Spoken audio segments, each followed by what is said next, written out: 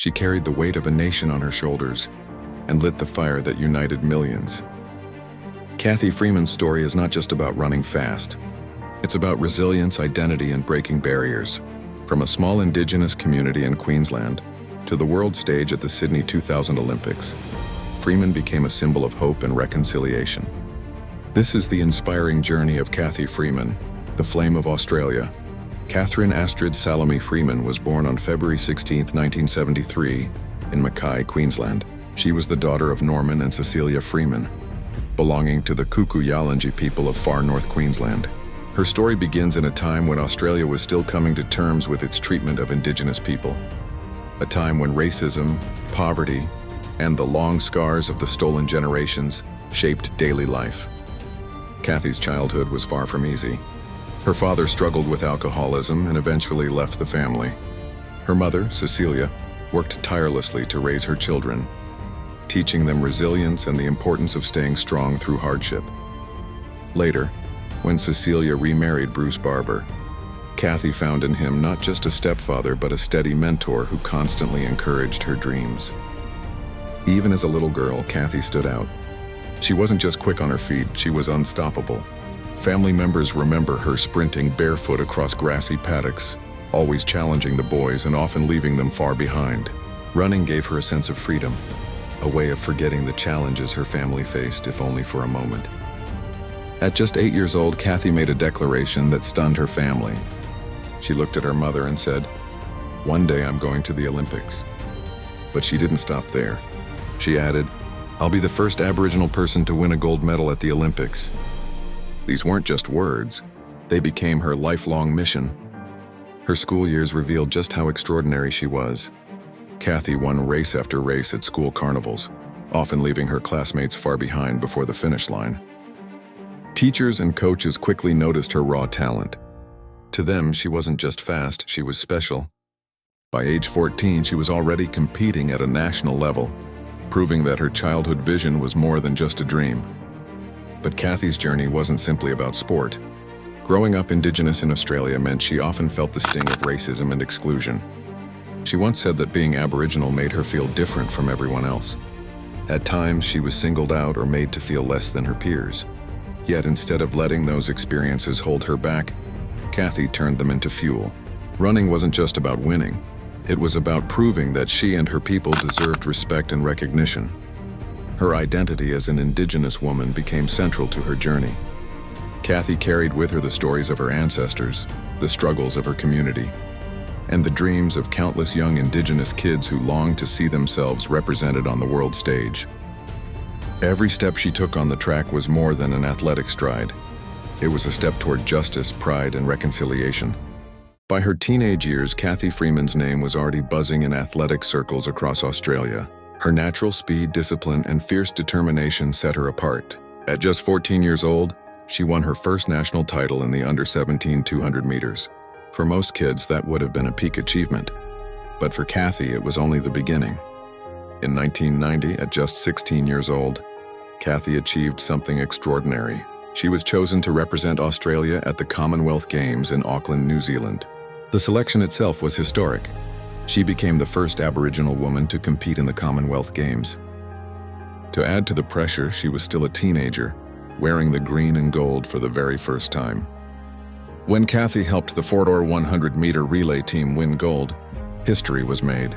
She had become the first Aboriginal Australian woman to ever win a Commonwealth Games gold medal. For the young runner from Mackay, it was proof that her childhood dream was possible. For Indigenous Australians watching, it was a moment of pride, a sign that their voices and identities were finally breaking through on the global stage. But the journey wasn't smooth.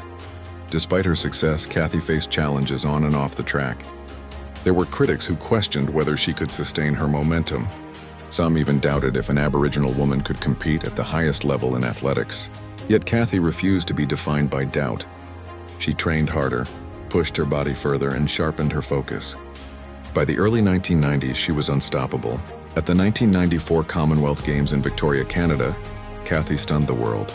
She won gold in both the 200 meters and the 400 meters, cementing her place as one of the fastest women on earth. But it wasn't just the medals that caught attention. It was her boldness.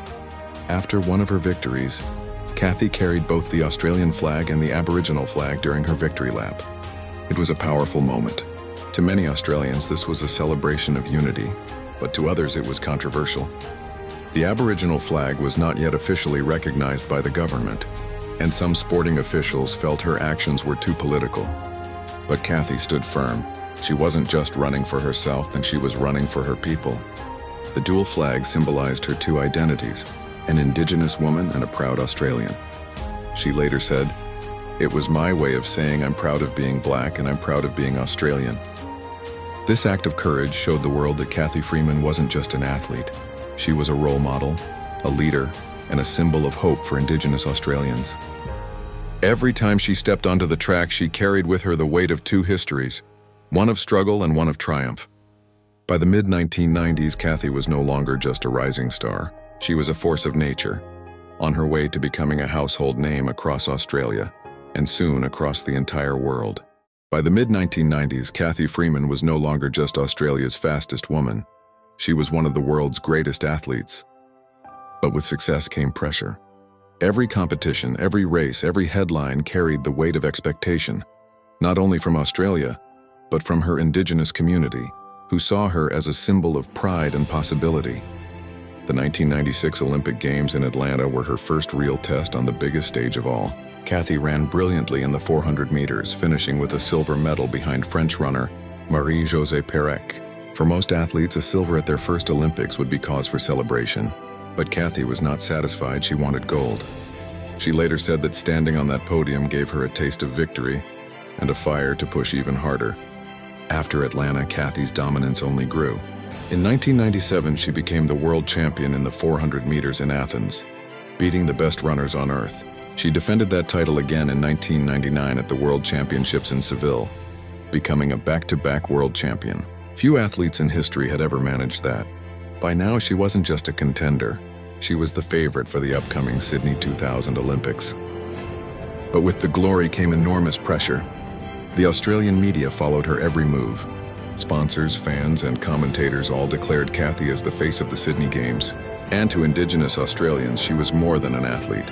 She was a chance for recognition, a chance to heal old wounds, and a chance to showcase their resilience to the world. The moment that cemented Cathy's place in history came even before her race. At the opening ceremony of the Sydney 2000 Olympics, Cathy was chosen to light the Olympic flame.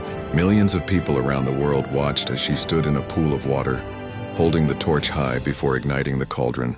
It was a powerful image. An Indigenous woman lighting the flame of unity for the whole world. For many Australians, it was a moment of reconciliation, pride, and hope. But Cathy's greatest challenge still lay ahead, the 400 meters final. On September 25, 2000, over 112,000 people packed into Stadium Australia, with billions more watching live across the globe. The weight of a nation was on her shoulders. She walked onto the track wearing her famous full-body green and gold suit, her face calm but her heart racing. As the starter's gun fired, Cathy stayed composed. She didn't explode out of the blocks, instead holding back, keeping her rhythm steady. Down the back straight, she began to accelerate, her long stride eating up the track. By the final bend, the crowd roared as Cathy surged into the lead. And in the last 100 meters, she held her ground, crossing the finish line first. Cathy Freeman had done it. She had won Olympic gold in the 400 meters on home soil. The stadium erupted in a thunderous cheer, and Cathy, exhausted, wrapped herself in both the Australian and Aboriginal flags once again. It was more than just a victory, it was history. For many, this race was one of the defining moments of modern Australia. It wasn't just about athletics. It was about identity, unity, and pride. Cathy had fulfilled the dream she had spoken of as an 8-year-old girl. She became the first Aboriginal Australian to win an Olympic gold medal in an individual event. Her triumph wasn't just about speed. It was about breaking barriers, challenging stereotypes, and giving hope to generations of Indigenous youth who could now look at Cathy Freeman and say, "If she can do it, maybe I can too." After the Sydney 2000 Olympics, Cathy Freeman was more than a sporting icon. She was a national hero. Her gold medal run had become one of the most defining moments in Australian history. But for Cathy, the journey wasn't just about medals. It was about what those moments meant for reconciliation, unity, and hope. Following her Olympic triumph, Cathy continued competing for a short while.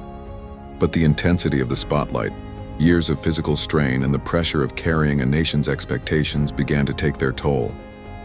In 2003, she announced her retirement from athletics. She left the track at the very top of her sport, an Olympic champion, a world champion, and a symbol of pride for millions. But retirement didn't mean the end of her influence. Cathy devoted herself to giving back. She founded the Cathy Freeman Foundation in 2007, dedicated to improving educational opportunities for Indigenous children in remote communities. Her belief was simple but powerful. Education can break cycles of disadvantage and open doors to a brighter future. Through her foundation, she has inspired thousands of young Indigenous Australians to dream big, work hard, and believe in themselves. Cathy's legacy is not only in athletics but in culture and national identity. Her victory lap in Sydney, carrying both the Australian and Aboriginal flags, is remembered as a turning point. A moment when the world saw that Australia was ready to embrace its Indigenous heritage as central to its story. That single image continues to inspire conversations about reconciliation and unity even today. Beyond her work in education, Cathy has also spoken openly about her personal challenges, from family struggles to the pressure of fame. By sharing her vulnerabilities, she has shown that even heroes face battles. Her courage in speaking about these challenges has made her even more relatable to young people, searching for resilience and strength in their own lives. Today, Cathy Freeman stands as one of the greatest role models in Australia's history. She proved that success is not defined by where you start, but by how hard you push forward. For Indigenous Australians, she remains a beacon of pride and possibility.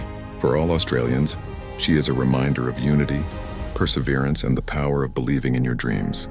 Cathy once said, "You got to try and reach for the stars or try and achieve the unreachable." Her life is living proof of that philosophy. From a barefoot girl sprinting in paddocks to lighting the Olympic cauldron, to standing on the podium with gold, Cathy Freeman's story is more than sport. It is a story of resilience, reconciliation, and inspiration that continues to light the way for future generations. Cathy Freeman's story reminds us that no dream is too big, no obstacle too strong. To every young Australian watching this, whether you're chasing goals in sports, studies, or life, remember her journey. Believe in yourself, stay resilient, and never forget where you come from. If Cathy could rise from a small Indigenous community to light the Olympic flame and inspire a nation, then you too can create your own history. If you found her story inspiring, make sure to like this video, subscribe to the channel, and share your thoughts in the comments. Tell us who inspires you the most in Australia's history.